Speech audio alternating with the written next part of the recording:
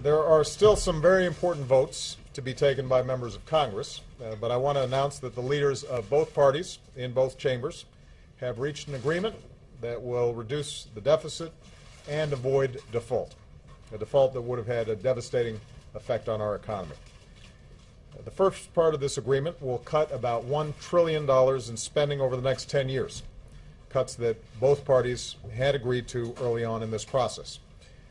The result would be the lowest level of annual domestic spending since Dwight Eisenhower was president, but at a level that still allows us to make job-creating investments in things like education and research.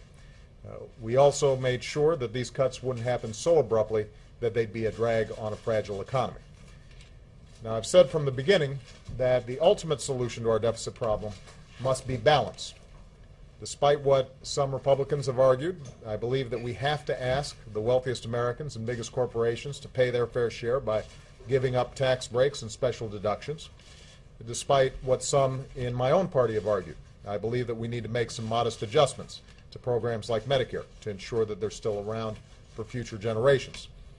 That's why the second part of this agreement is so important. It establishes a bipartisan committee of Congress to report back by November with a proposal to further reduce the deficit, which will then be put before the entire Congress for an up or down vote. In this stage, everything will be on the table. To hold us all accountable for making these reforms, tough cuts that both parties would find objectionable would automatically go into effect if we don't act.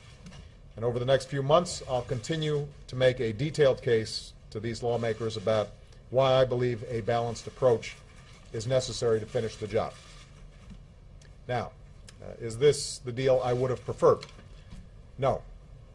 I believe that we could have made the tough choices required on entitlement reform and tax reform right now, rather than through a special congressional committee process.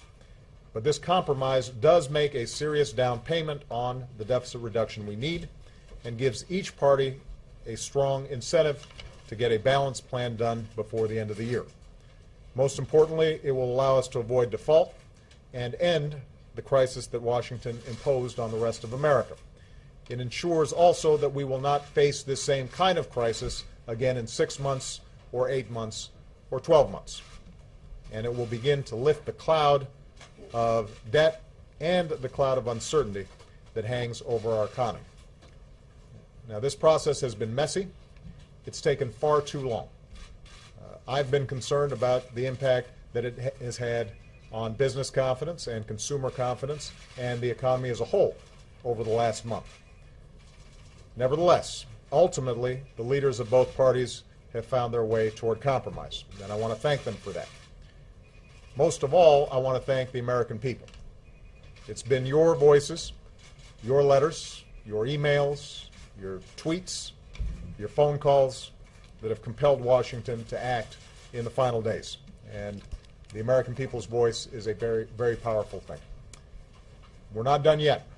I want to urge members of both parties to do the right thing and support this deal with your votes over the next few days.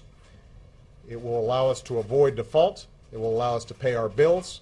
It will allow us to start reducing our deficit in a responsible way. And it will allow us to turn to the very important business of doing everything we can to create jobs, boost wages, and grow this economy faster than it's currently growing. That's what the American people sent us here to do, and that's what we should be devoting all of our time to accomplishing in the months ahead. Thank you very much, everybody.